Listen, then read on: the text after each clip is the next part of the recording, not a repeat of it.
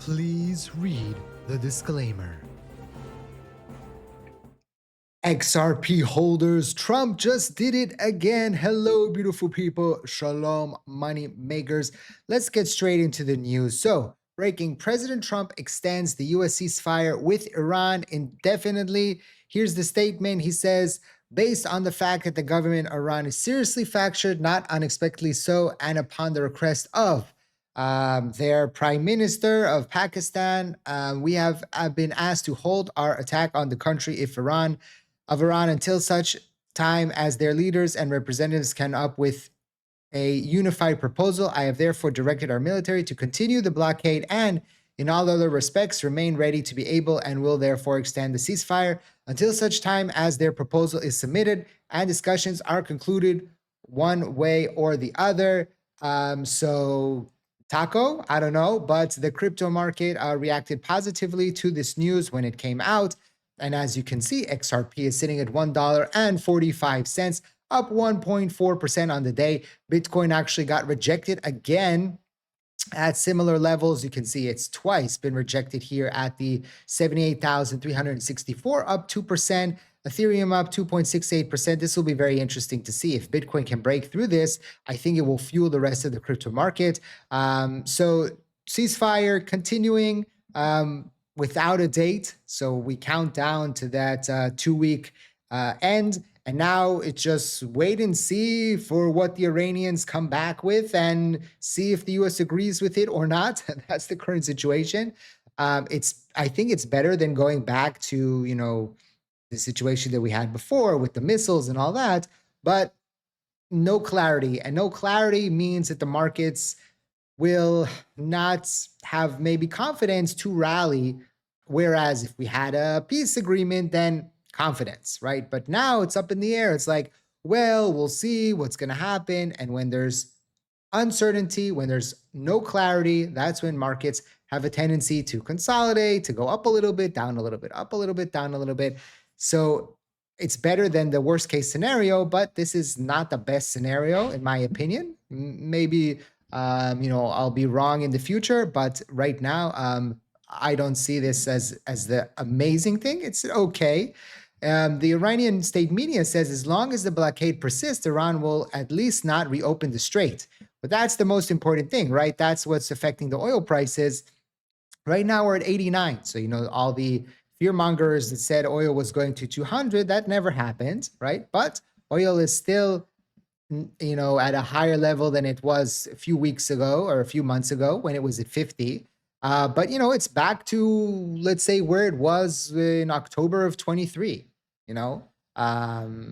which again, there was conflict that started up there as well. But even in June 23, it ran up to $92 per barrel. In April of 14th, it was at 85 per barrel. So it's not that expensive right now.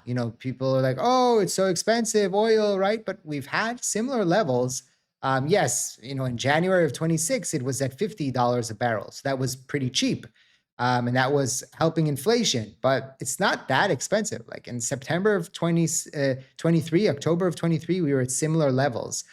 So we'll see potentially what is going to happen here. And with the strait closed, we're at these levels. So if the strait opens, we'll probably drop down back to 50. And of course, that could be good for the markets. Much of these reports are just propaganda from the IRGC now. Iran is not looking to go after American ships. If they do, well, good luck. The problem now is it looks like there are disagreements in Iran within multiple factions around the IRGC and the parliament president.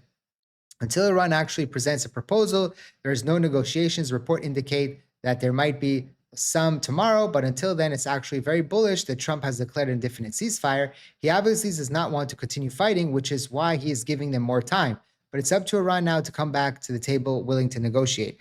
I want to roll back a little bit, but the IRGC and the parliament president, I don't know if you guys know, but in Iran, there's like it's not the same way that the US government is set up or Western governments are set up. The IRGC is basically who controls the country. And then they have the parliament president that are elected officials, right? And they have some authority, but not really. And so it's kind of like a tug of war now between these two instances. It will be interesting to see what happens, because a lot of these guys have been eliminated and these guys are gaining power, and so now there's a battle between them internally. Probably many of these guys wants to be more Western, and many of these guys don't, right? And so if they open up back to the world, maybe it's not good for them, right? Maybe there's a revolution. So I think they're afraid, the IRGC. We'll see. We have here more detail on Iran's final decision to not attend the talks. Iran says that the Pakistan brokered 10-point ceasefire plan was proposed. Iran believes this plan was undermined by weak enforcement. Iran believes that the plan is also undermined by ongoing maritime pressure. Iran officials believe that the talks are pointless amid the U.S. blockade, and Iran has informed U.S. Pakistani media that they will not attending the talks. So that kind of rolled into the decision of the president to postpone the ceasefire. I told you this before, that 10-point plan was never going to happen, right? I told you only about 2 of those looked viable to me. All the others were no gamers, right? That the US would never agree to those. And so that's why we're in this situation. They came out with a 10-point plan like they were winning, right? Like they were destroying America or something, and then that America, needed to concede. That was never going to happen. So now it's a negotiation, and we'll see what happens with that. As always, I just want to remind you that this is for educational purposes, for entertainment purposes only, not financial advice. Always do your own due diligence before you decide to invest. Also, remember that I never contact you on social media asking you to sign up to anything or to send me any money. Those are scammers, those are imposters. Please be very careful out there, okay? So now if we go back to XRP, I don't know if you guys are seeing this, but we are very, very close to a crossover here on the 1348 EMA for XRP. And of course, that would be a bullish signal, because the last time we saw this, it was in January when we were running up here. And then, of course, Coinbase pulled out. We'll get to the Clarity Act, and actually a new act for the crypto market, and very interesting. And something that's going on with Coinbase that they said, but make sure to watch all the way to the end to get all the information. And previously, we've seen buy signals give us big runs. Sometimes it doesn't. Sometimes it doesn't, right? If it comes off a sell, buy, sell, right? The things that we had here previously, that of course wasn't an indication of upside. This area here, and of course that's last one led into October 10th. But we could be looking here at a positive momentum. If we see Bitcoin break out here, potentially roll to that 100,000 level. We did have a Bitcoin gap that got closed. So there's still 2 gaps. This one was from back in February that got closed. You can see here above my head. That one got closed, but we still have, the one that got closed was the most recent one, right? The one that we had from over the weekends. And we still have the gap down here at 67,000, and we have a gap above us at 80,000. So you know that these gaps always get closed, although soon there won't be these gaps anymore. So maybe this time, maybe it doesn't get closed. And we close the big one up here, and this little one down here at 67,000 never gets closed. Possibility. We'll see. But we know that these are magnets and that the market always pulls back to them. Truthfully, I would rather it closed fast, meaning that like we had a pullback let's say over the next 2 weeks, and then run up, instead of having this lingering and always have this possibility that we draw back to there. Because we've seen them always get closed. Maybe this time will be different. We know that things sometimes always occur, but then there's an anomaly or there's a one-off, and we've seen this happen in the past. So maybe again, this happens again. We'll see. We'll see. Price action is going to be very interesting going into the weekend. Again, with XRP, potentially, if we rise here back to 150, I think we'll have that crossover on the 1348 EMA.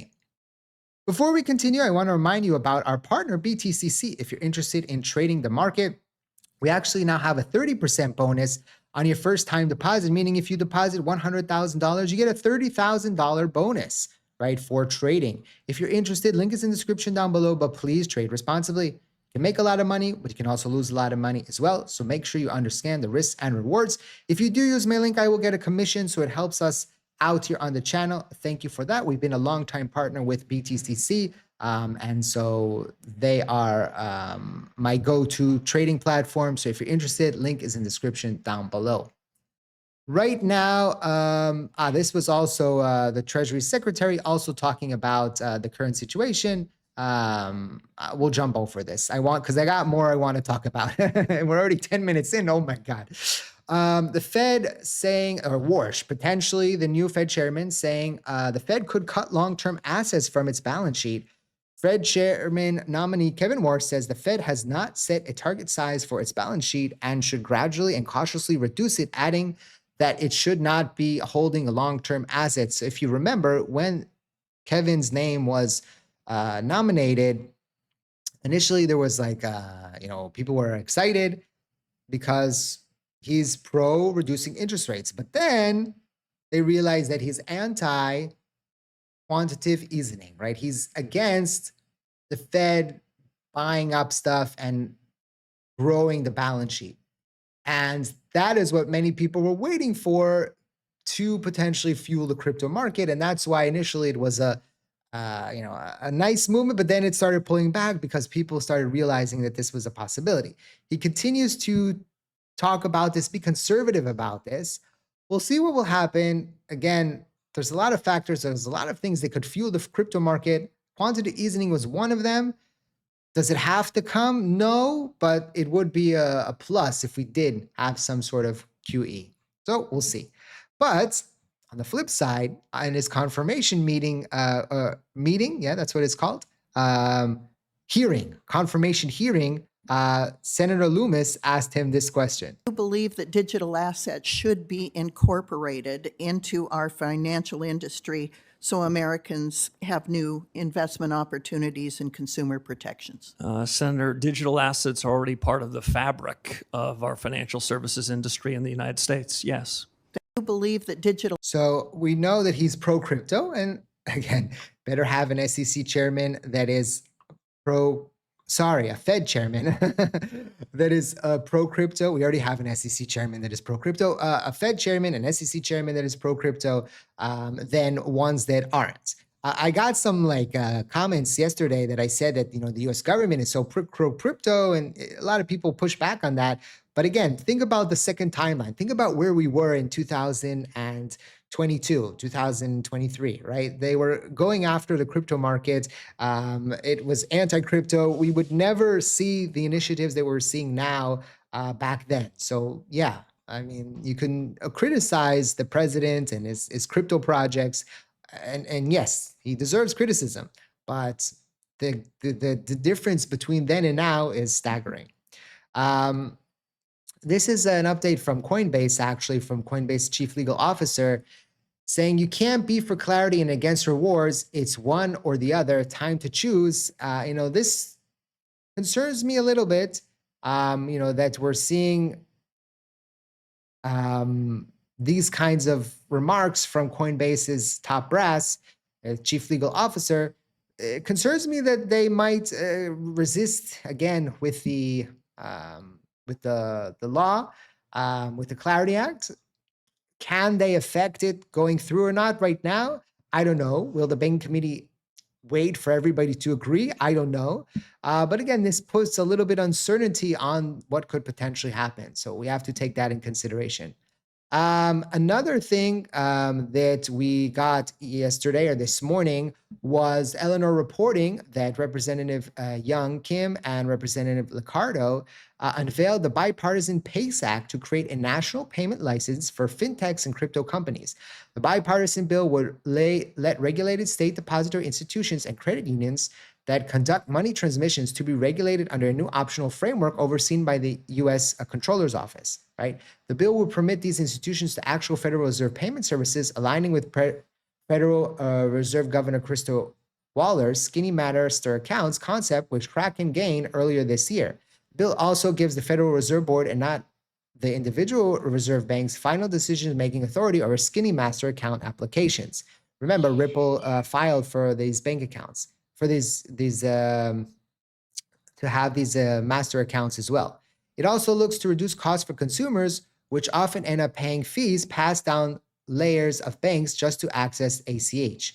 We can reduce the burden of bank fees borne by too many American families by enabling broader access to innovate payment systems that deliver cheaper, faster, and more reliable services. So again, another bill that is regarding the crypto market, potentially regarding these crypto companies that are receiving these bank licenses, and the financial world getting easier and easier, getting more advanced, and adopting more crypto concepts. So again, all this is very good for the crypto market going forward.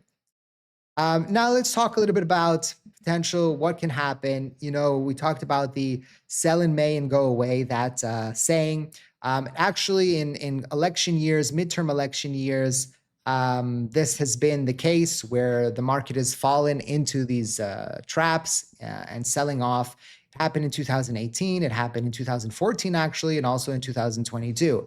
And the question is, can we see something similar, or do we see something different because we did not see the banana zone, right? So people keep assuming that we're going to see the same action as we did previously, and we'll see a big sell-off, but 60-ish% all three times. But we didn't see the massive run-up that then brought on the massive sell-off. So that's my theory, that because we didn't see the extreme run-up, we're not going to see the extreme sell-off. Maybe I'm wrong about that. I'm ready for the possibility that that's going to happen, that we sell off. But good things might come here into the summer that might fuel the market. So yes, in previous years, we've seen similar action, but we also never saw an all-time high for Bitcoin before halving, and that also happened. So again, we don't know what's going to happen. And people are saying things like, this graph here, saying, I feel bad for people that can't see the writing on the wall for XRP. And he's looking for, this crazy number here for XRP. What is this? 6 digits? No, this is 800, right? So listen, could XRP potentially, and it's saying like in July, I don't know. It's kind of extreme. The people that have been watching the channel for a while know this, that I am with the mindset of shwaya, small, slowly. Let's get past 2, let's get past 3 before we start talking about triple digits and 4 digits and 10 even, right? I see some YouTubers now putting 10 in their thumbnails, 10, 12, right? It doesn't mean anything. Right? Let's get past these levels first before we start looking at the levels next, okay? As always, don't forget to smash the like button. Check out the links in the description down below. Thank you for watching. I hope to see you next time. And like I always say, let's make a lot of money.